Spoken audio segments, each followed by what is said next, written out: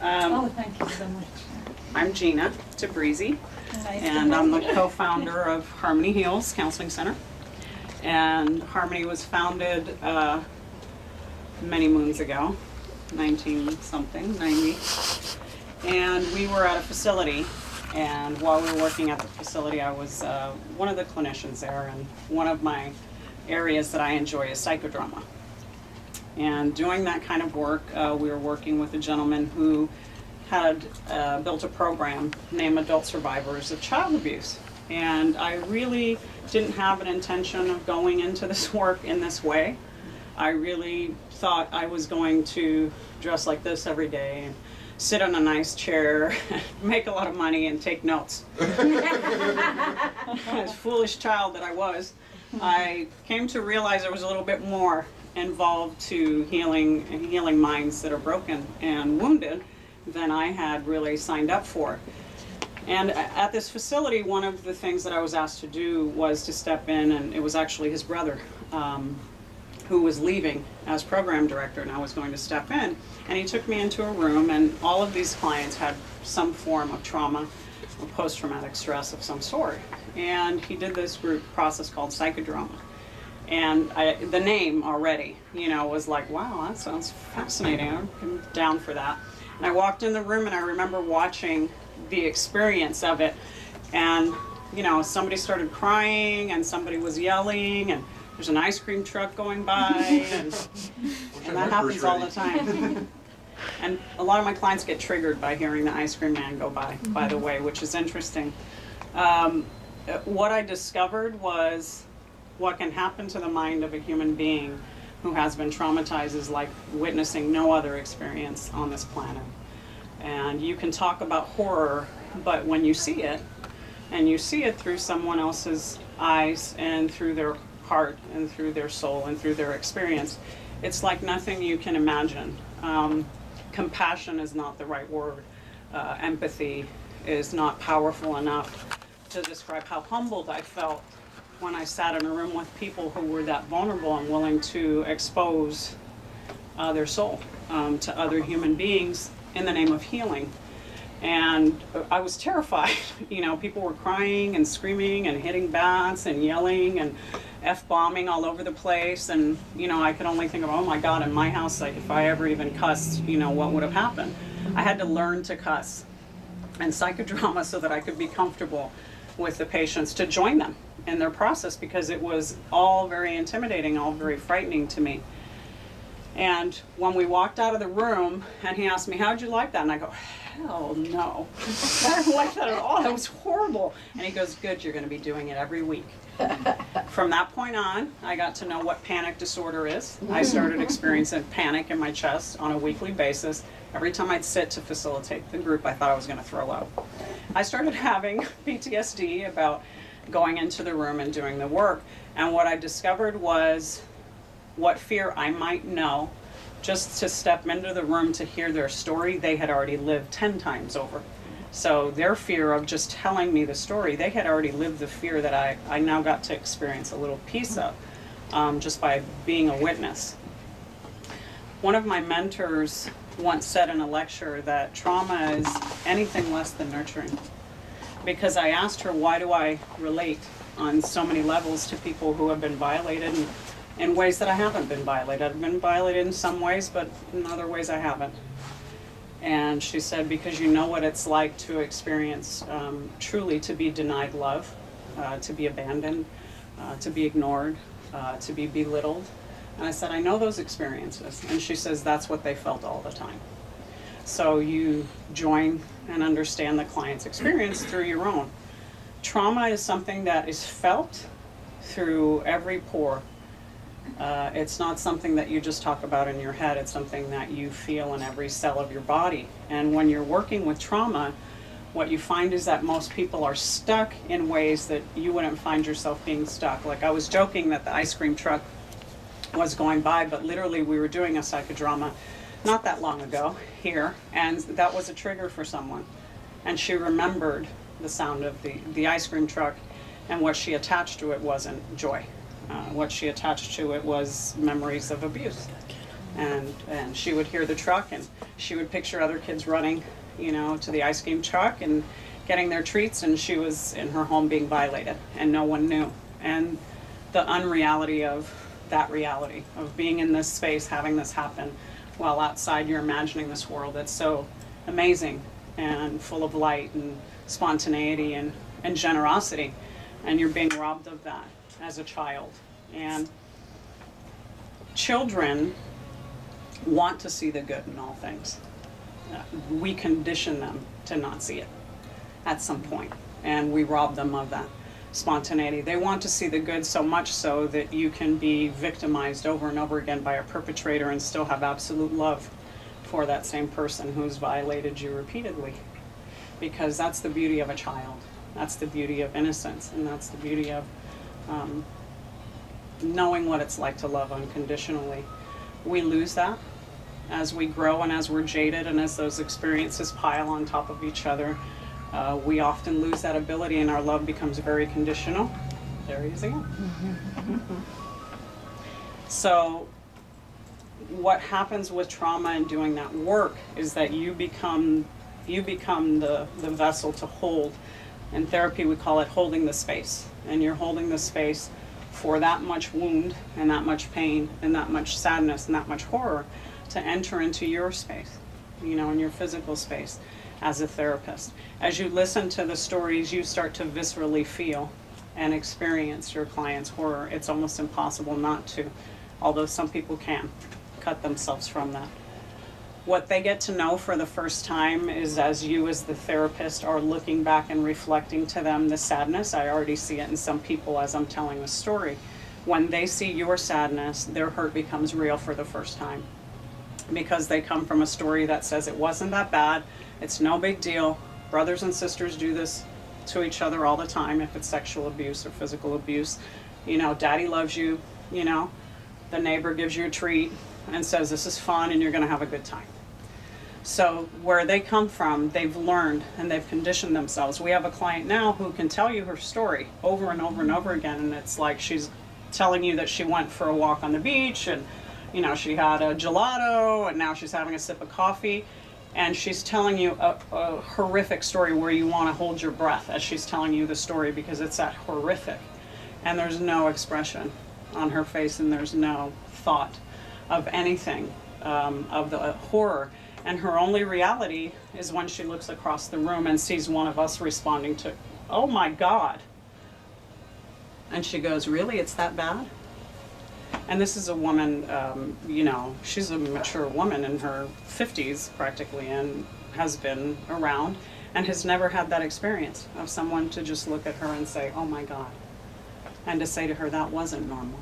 That doesn't happen every home. It does happen in, unfortunately, a lot of homes, but it doesn't happen in every home.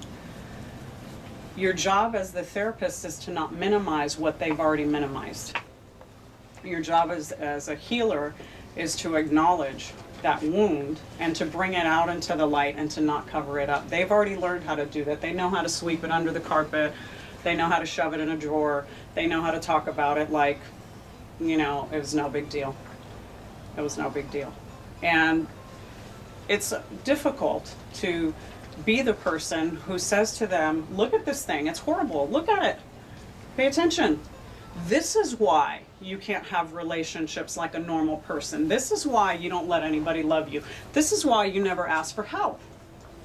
This is why every time you walk in the room with your mother, you shudder and your spine goes straight up and you feel a chill. This is why when your brother sits next to you at the bat mitzvah or whatever, all the hairs on your arms stand up and you go, why does that happen every time around my brother? Because what you don't remember, your body remembers. And what you forget, you repeat. What you forget, you repeat. Why do you dig this up? Why do I have to feel this? Why do I have to talk about it? So you can put it to rest. So you can lay it in a grave. When someone dies, you don't go, well, that was nice knowing you, good time, see you later. You have a service, you have a ceremony, you have a celebration, you have a moment, you breathe it in, you talk about it, you experience it, you feel it, and you honor and respect that memory. Guess what? Your trauma is the same. You honor and respect your trauma as an experience that you had in your life. It's not the only one you had, But when you come to this point in your life where addiction is your only friend, shopping, eating, sex, gambling, working, church, nose picking, hair clipping, butt snapping, whatever it is your addiction is, right, is tied back to the trauma. What I learned to do to soothe myself as a child, I will do the rest of my life to soothe myself. I hope it's healing. I told the story to, she's not here, someone earlier, that when I got to a place in my life where I started feeling pain, I started to run. My instinct was to get out of my house and run. Thank God. My brother's instinct was to drink. Two different people, same experience, same emotions, two different avenues. This one saved my life. That one caused him a tremendous amount of pain until he stopped. And thank God. And that's a miracle, right? If I don't acknowledge it and I don't deal with it and I don't see it as an aspect of my life, that it's still walking around with blinders on, and I have behavior when someone tries to love me or someone tries to honor me or respect me in some way, my first reaction to that is to push back against it. Like, why are you being so nice? Suspicion. You're trying to manipulate me, you're trying to control me. That comes from a wounded place. That's not our natural instincts as human beings. Our natural instincts as human beings is to love, to be compassionate, to be kind, to offer help, to be generous. But trauma teaches you to go in reverse of what feels natural to you. Our clients all the time will say, why? And I always tell them, why not? Why did it happen to me? Why not? It happened to you like it happened to this person, like it happened to me.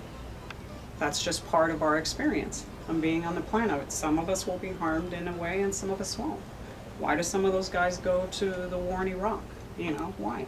Why them? Why do some die and some come home and they're brave and they're free and they're honored and they're still living their life? We don't have that answer, But as long as you live in a place where this is the only thing that defines you, you don't move forward. And as long as you live in a place where you use your addiction to cover up what's hurting, you don't move forward. You stay spinning in circles. Your life stays like this. You don't live out any dream, any hope, any wish, any desire, because you stay stuck. It's not for everybody. Trauma work is not for everybody. As a client, I say absolutely. Shake out all the skeletons in your closet and make sure you don't leave any, so that you can put something else more beautiful in your closet than a skeleton. But for therapists or therapy or counselors or people, it's not for everybody. Not everybody should sit and listen, to the stories that we sit and listen to. But thank God there's a place that you can do that, whether it's Harmony or whether it's a pastor's office or whether it's somewhere else. And when you think it's something that you're done because you've told yourself, I'm done with this, but you keep living out your relationships in the same way, your relationships are the biggest cue to how your trauma is still active in your life. The people that you choose to love, the people that you stay close to. Jen made a really funny comment earlier and she said, do you know your husband's crazy? And I said, do you know that I'm crazy? I said, crazy begets crazy. And maybe it's a beautiful crazy, like a beautiful mind. Maybe we're just crazy enough to be beautiful. Maybe we're not the crazy that you're all gonna lock up, But you seek that, right? Water seeks its own level. You've all heard that expression. You will draw to you, exactly, over and over again. You will draw that wounded, that narcissistic borderline mother. You will draw to you that narcissistic father, that alcoholic brother, over and over. I don't know how many brothers that I'm willing to recycle at this point, because I've recycled a lot of brothers with the same story. And it's an unconscious part of me that's drawn to loving someone that is similar to what I know. As the adult part, you do that through your childhood. As the adult is to learn, I have a choice to love or not love that experience again, and I have a choice to move away from that experience. A lot of this, what you saw today in demonstration in the martial arts, is about deflecting. energy and moving energy instead of resisting it. And a lot of what we do and a lot of where you come from when you have trauma is you resist everything. You resist change. You resist taking a step forward. You resist love. You resist people being kind to you. You resist people helping you. It's like the worst thing in the world when you've been taught that your worth and your value is for what you do, then you have to do it all. And when other people help you, you can't tolerate that because it takes away from your value. Because you know your value to be by what you do, not by who you are. Does it make sense? Yeah.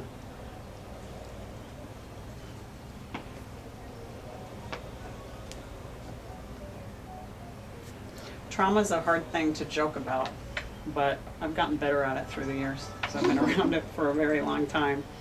And you know, it's funny to watch the things that people will do when they have trauma, and the things that they'll repeat and the ways that they'll behave with each other and with others. And it's okay to make light of it. You know, it's okay to put it in its proper perspective too. I have this whole life and this isn't the only thing that I have that defines me, and that's a sense of healthiness when you get to a point where you can talk about your story and it's not your story, really, because you're not living there anymore. But you can't get there without doing the work and without going through the story and telling the story, even if it's to another human being, even if it's not to a therapist or a counselor, but to really let someone see you be vulnerable in your story, you know, and tell your story and experience your story as real. It was real for me, you know, and even if you don't know it, you don't recognize it, and you've never had that experience, by listening to me, part of me will heal. So sometimes therapy can be like a confessional. It's just having a witness and someone who's willing to hear you and not judge too, because judgment comes very quickly when you tell people who you are, where you're about, and where you come from, and what you did to get here. Sometimes people need to judge that because it frightens them. So part of it is just to be a loving, kind, honest listener and not to give an opinion necessarily, and not to want to change the story or fix it. The hardest thing to learn to do in being a therapist is to not fix, because you think we're, you know, like a mechanic. You're going to come in, we got some tools, we're going to make an adjustment, it's going to get better. We're almost like the guy standing next to you and you're the mechanic, and we go, well, that's a good tool, but maybe that one would be easier to use. That one isn't as heavy. You're really struggling with that. Why don't you try that? So we're more like a guide than we are, you know, the fixer. And when you have issues of trauma, one of the worst things that, there's so many bad things that come out of trauma. One of the worst things that comes out of trauma is codependency. How many of you are familiar, besides my staff, with codependency? Right, Fareed is very familiar with codependency. So, yeah. Codependency is that I get my worth for, again, what I can do for you and who you are and how you value me. And a lot of that is control. I'm going to control every situation so that you'll like me and see me in my best light so that I can feel better about myself. That usually comes from a traumatic response from somewhere in your past.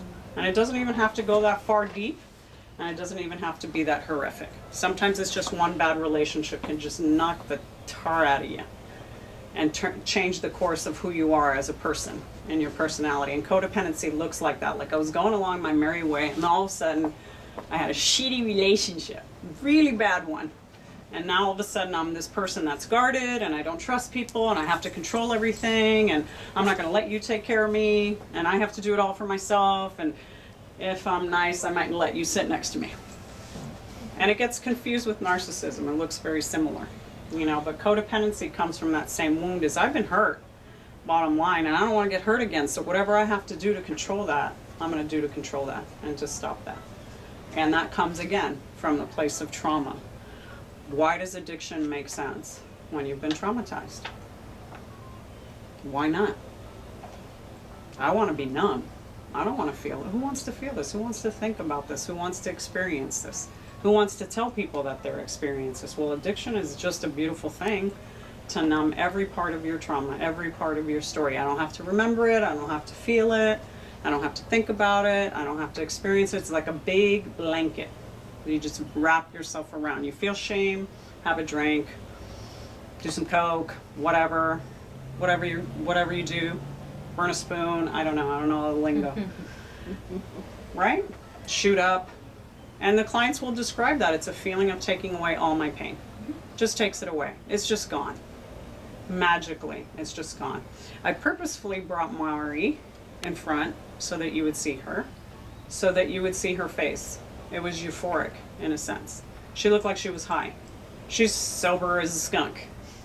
But because her experience was doing something loving and nurturing, she allowed someone to nurture her, hold her, massage her, adjust her, be kind to her, and be loving to her. She walked out having an experience that was euphoric for her. And she didn't have to get high. And she didn't have to get loaded today. You know? How am I doing? Good? You're almost there? 30 more minutes. 30 more minutes. You don't want to take me for 30 more minutes. It's very interesting. Yeah, I mean, if you had a question or thought about it, you know, there's lots of ways to work with trauma. And I'm certified. I do EMDR, which is eye movement desensitization reprocessing. It's a very fancy word for a form of therapy that allows the right brain and the left brain to work together while working through and dislodging some memories and allowing you to integrate them in a way that's not painful. And psychodrama is another way that we do that. Again, but I think to me the main thing is to have a witness, you know, is to have someone sit with you and lovingly accept you in your story, that it's not shameful. I had a client, and it's really surprising, just absolutely gorgeous from head to toe, and is so full of shame. She has difficulty looking at herself in a mirror, and you look at her and go, oh my God, you know, just gorgeous. You notice her. It's just one of those people you notice that walks in a room. And she cannot leave her home unless from head to toe she believes that she's impeccable.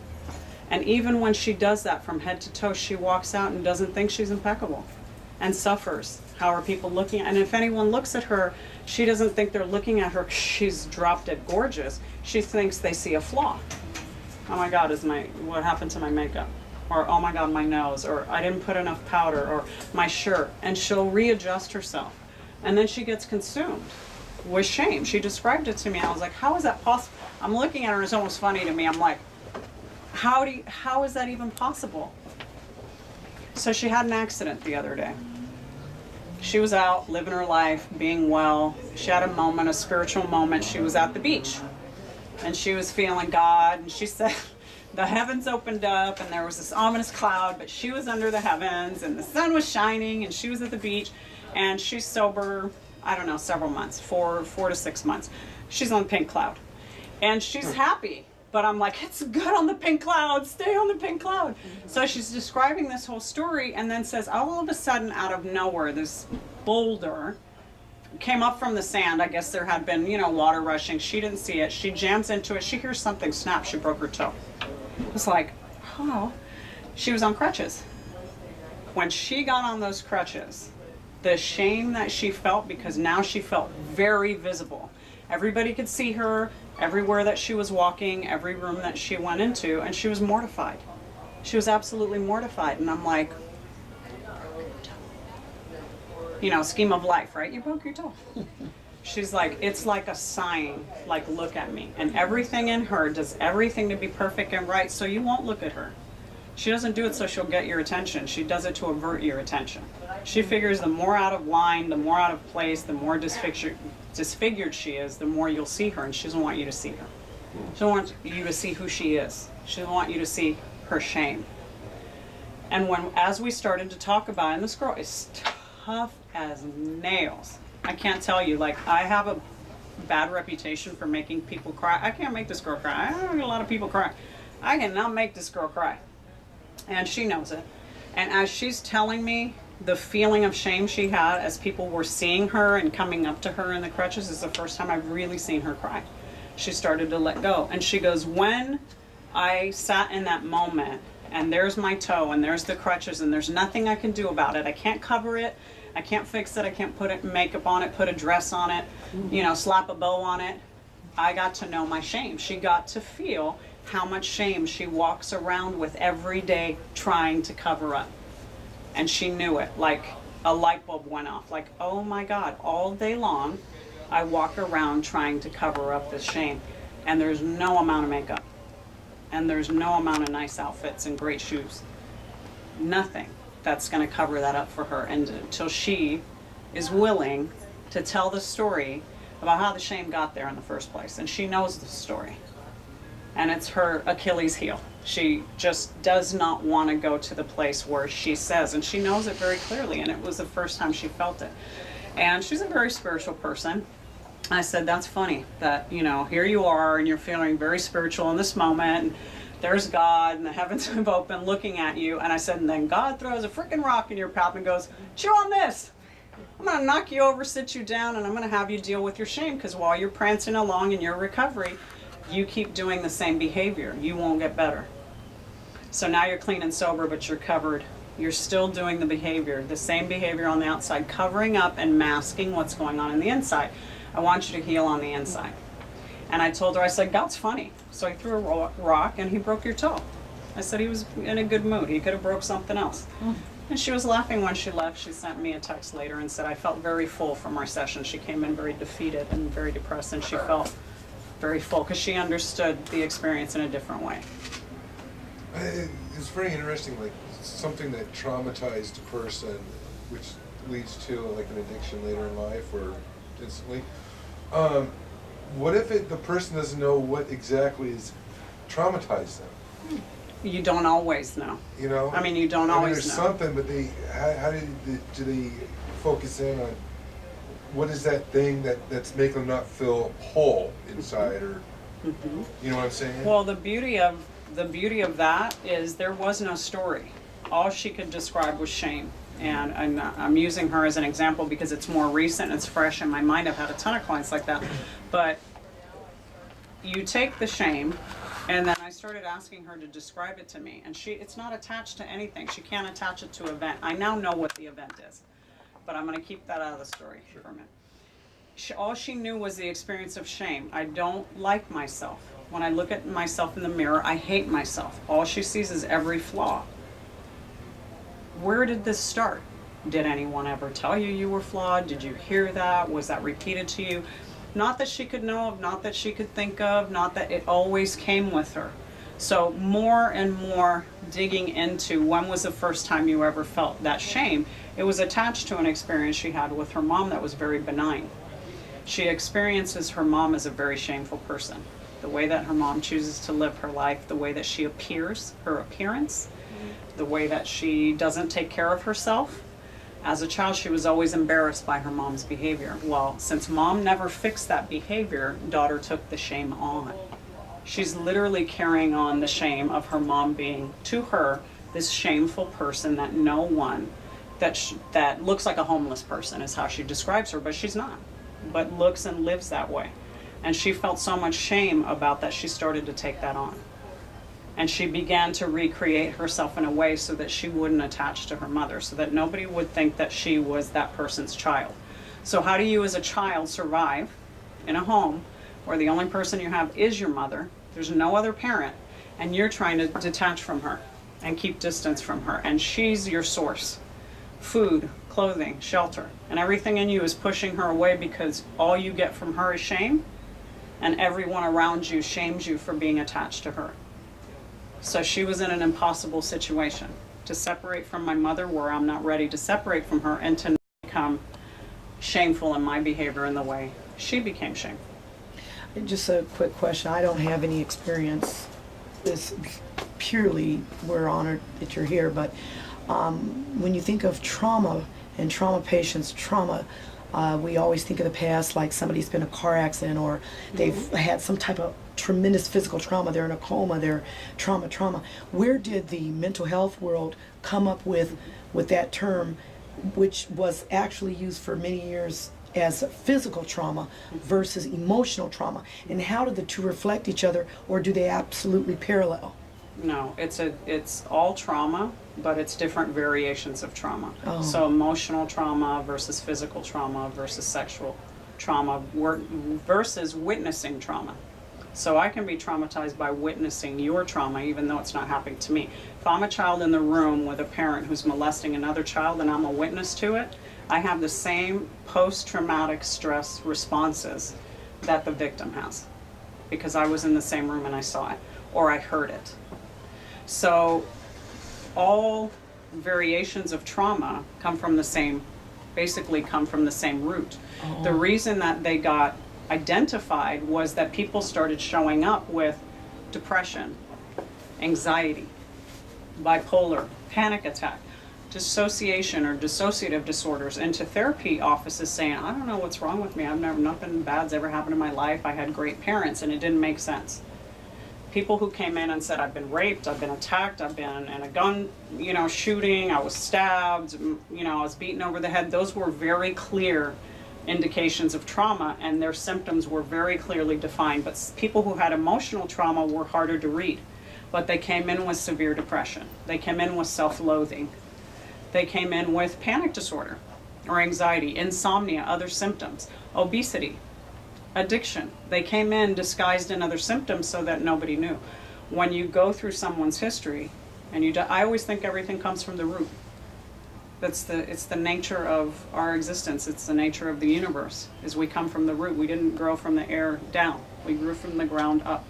So when you establish in a person all the places that they're rooted and all the experience that they had to form that tree, you might find out why this limb is broken, but this one's whole. And so you help them to follow that root, really, and to heal it. So like with trees, you got to trim it. You don't whack them off, because it'll deaden the tree. All those experiences create you to be the person that you are, the beautiful person that you are.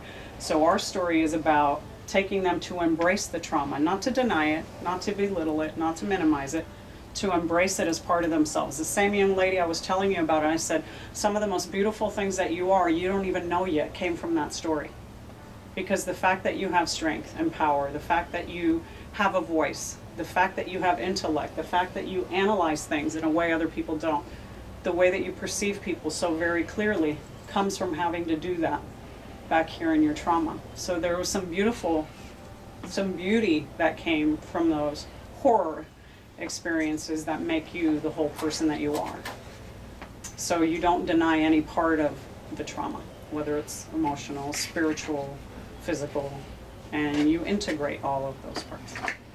A lot of the drawings and the paintings I was going to show you guys, Andrew, in the second purple room, leaning against a bookcase, is a painting. Can you bring it to me?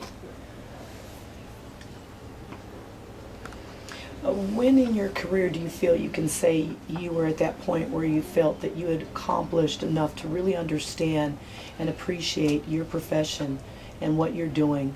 Or do you feel that you're continuously learning every day and that you're not there yet? Was there a pink cloud for you? I will say I have arrived. Was there a pink cloud for you without a broken toe? I will say I have arrived. I will say I've had many a broken toe on my journey. I'll say 25 years of the work brings with it a lot of knowledge, a lot of humility, a lot of wisdom, a lot of knowing, a lot of seeking, a lot of intuition, and a lot of faith, and a lot of trust. More than anything, it's changed me as a person. I will never view people the same as I did when I was an innocent, little child, thinking I was going to sit in a pretty dress and, sit in a room and make a lot of money. It changed my view of people in a good way. It let me know what it means to persevere. It let me know what it means to be a champion. It let me know what it means to love. It let me know what it means to embrace. Truly embrace, and acceptance. Like, I couldn't have learned acceptance had I not worked with trauma. I wouldn't know what it means. I love you, you're a great person. No, now I know what it means to accept a human being fully, and to have them accept me with all of my flaws, and all my wounds are out on the outside. I relate a lot to the girl in the story, and I tell her so every time I see her, and I tell her I can remember a time that I wouldn't have left my house without makeup and my hair done and my shoes matching my bag. because I was conditioned and trained to be that person that needed to be a certain way, you know? So I relate to her a lot. So I heal every time they tell me something that's true for them. This gal who did this, pretty amazing person today. It's hopeful, happy, hug, happy, love, free. We met her 4 years ago, and 4 years ago this was her story. And she purposefully wanted us to see her transformation in a real way. This is what she came in with. Her experiences, her belief about herself, actual physical violence and trauma, and abuse. And she wanted us to understand that she had come this far. You know, so for her that it's possible that you can have trauma of any sort, and as horrific as it can be, by telling your story and by living it and having people love you through it. I mean, really love you through it. Respect you and love you and hold your hand and embrace you when you're telling them the most disgusting and foul and hideous things of yourself. And to have someone hold your hand is very powerful.